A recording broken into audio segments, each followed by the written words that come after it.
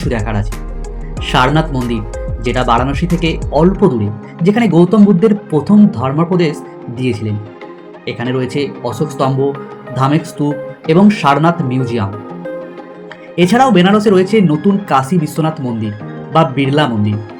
Benaras Hindu university ক্যাম্পাসের ভেতরে অবস্থিত এই মন্দিরটি আধুনিক স্থাপত্যের এক উদাহরণ।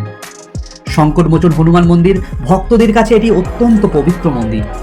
ভিউয়ার্স, এখানে রয়েছে রামগড় ফোর্ট, এটি গঙ্গার অন্য পারে অবস্থিত। এই দুর্গটি এখানে একটি মিউজিয়ামে পরিণত হয়েছে। ভিউয়ার্স, এবার জেনে নেওয়া যাক বারাণসীতে খাওয়া দাওয়া ও কেনাকাটা কী করবেন। বারাণসী কেবল আধ্যাত্মিক শহর নয়, এটি ভোজনকারীদের এক স্বর্গ।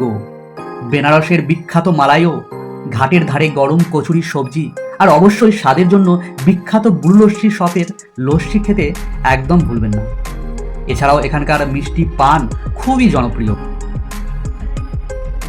ভিউয়ার্স, বারাণসী বিখ্যাত তার বেনারসি শাড়ির জন্য। শাড়ি ছাড়াও এখানে কাঠের খেলনা ও পিতলের কাজ দেখতে পাওয়া যায়। ভিউয়ার্স, আপনার বারাণসীর ভ্রমণকে আরও সহজ করার জন্য কিছু টিপস রয়েছে।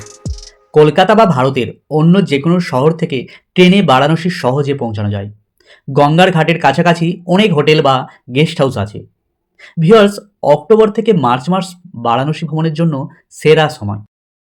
ভিউয়ার্স, আশা করি বারাণসী শহর আর মন্দির নিয়ে আমার এই ভিডিওটি আপনাদের ভালো লেগেছে। কাশী কেবল একটি শহর নয়, এটি একটি অনুভূতি, একটি জীবন দর্শন। তাই মহাদেবের এই শহরে যদি আপনার কখনো আসা হয়, তাহলে এই ঐশ্বরিক পরিবেশটি অনুভব করতে ভুলবেন না। Thanks for watching this video.